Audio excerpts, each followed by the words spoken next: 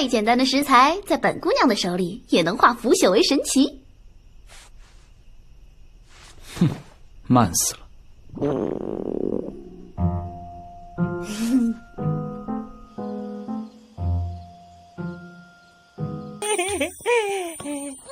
还没有熟啊！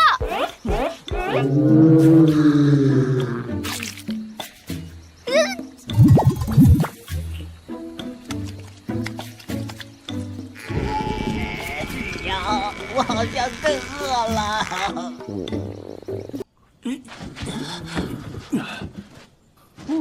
明明都饿得不行，却还是接受不了我们做的食物，到底哪里有问题呢？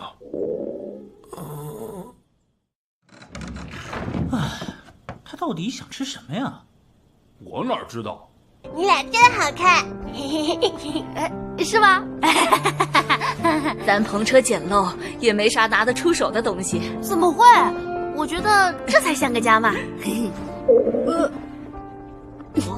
小家伙怕是饿了呀。啊，晚饭马上就做啊！放心，就算是为了你，我也不会输的。就知道你会饿。给。你呀，不管什么时候，只要看到这碗刀削面，都能恢复元气。